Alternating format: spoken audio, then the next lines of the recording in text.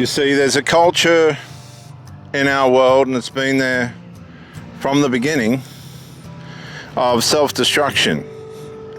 And out of the self-destruction comes aggrandizement, a victimhood that's pedestalized to such an extent that the worse you are, the more heroic you become. It leads to ill health, mental health issues. It becomes generational, where people bring in family members to associate in the behavior, the addictions and things. And then when all the harm starts to befall on, say, children and this kind of thing, the people that have encouraged it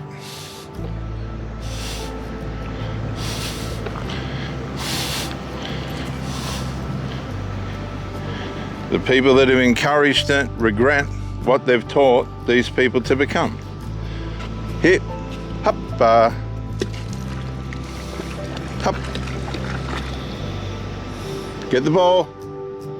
Now there's a challenge on this dog to retrieve the ball. It's underwater.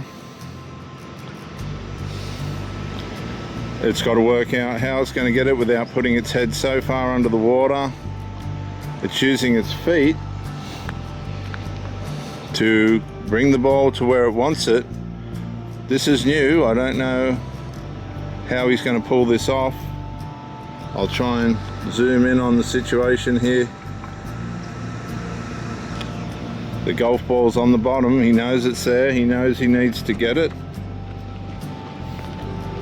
He's trying to pull it into the shallow water where he can grab it. Get it, please, get it. This is how smart these dogs and things can be. He's dragged it from the deep water to the shallow water. They don't like putting their noses under the water.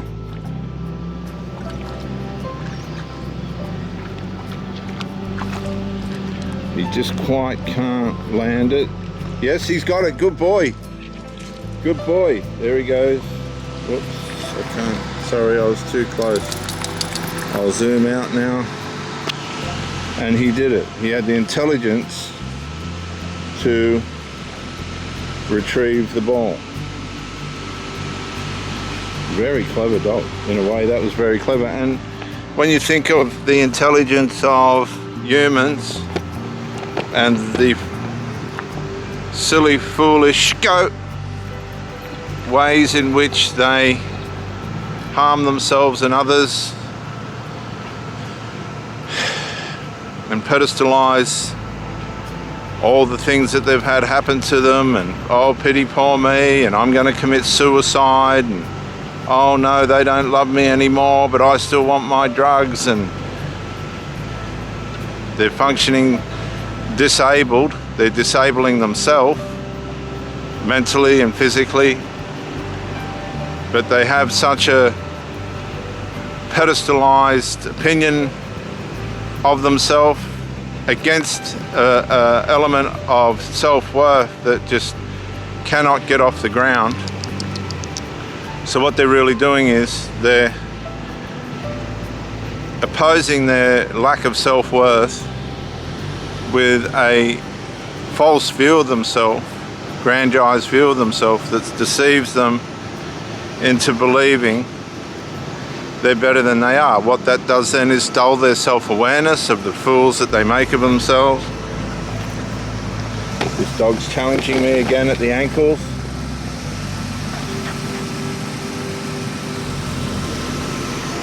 And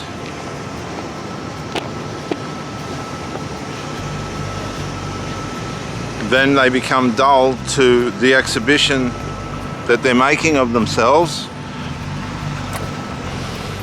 in front of everyone. Now this dog's challenging me, my authority.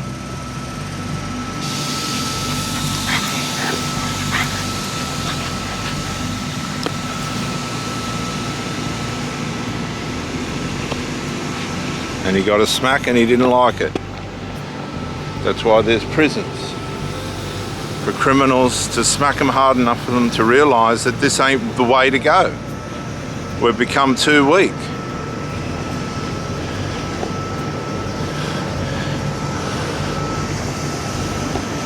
We keep supplying these fools emotionally, physically, sexually.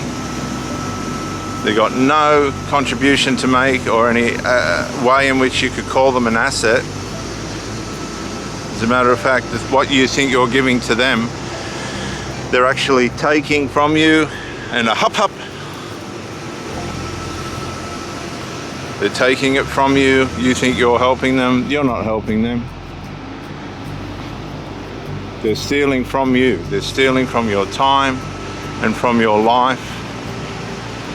You think you're an asset, but you're not. You're not an asset at all. You're just a convenience, and you're being used and abused. No different to somebody who thinks that they're going to get influence over somebody with significance to them by buying them gifts and things. It doesn't work. It all gets taken for granted. You're being taken for granted, and you're starting to realize by the pain you feel. For some strange reason, we try and dull out that pain and decide that if we're more devoted and we try harder, that's going to help. It doesn't help. It doesn't help, and we get deeper and deeper into a trauma bond that's harder and harder to get out of, and we end up psychologically maimed ourselves and traumatized, and in some cases unable to recover from the pain, psychologically and physically. Sometimes the brain just breaks and that's it. And what you'll find is the narcissist will roll around in the grass and in their dirtiness and folly and in the duck shit and dog shit like this, wiping itself on the grass and rubbing itself, flailing itself, basking in their foolishness, because that's their hobby. That's what they get a kick out of. They get a kick out of hurting people, testing them. The harder they can push somebody in their tormentiveness, and the more they get away with it, the bigger kick they get. That's how they get their kicks. There was an old song, it used to say, how do you get your kicks? Stop. Stop. I don't like it. Go. He bites at your heels, and how do you get your kicks? Well, we all need to ask ourselves that, because there's a lot of people that are being harmed and maimed by abusive, intimate partners, passive-aggressive intimate partners that just push their weight around over the top of somebody to the point where it's just too much to bear. Too difficult to cope with. Now here he goes again. He's coming back for another go. I said no. And he gets another smack until he stops doing it, and he will eventually stop doing it. Go. Many of you have tolerated this covert, narcissistic, dark abuse, thinking that this is the way that it's supposed to be, knowing that it's not, and the light's turning on and you're starting to realize, I don't have to live with this. I can beat this trauma bond. I can beat this behavior, the way in which I'm being treated, by coming back to myself, turning my life into a direction that works for me, that I like, not trying to suit every Tom, Dick and Harry and leech and idiot around me, building my health, fixing my diet, doing my exercise, getting my sleep, going to work, doing the right thing.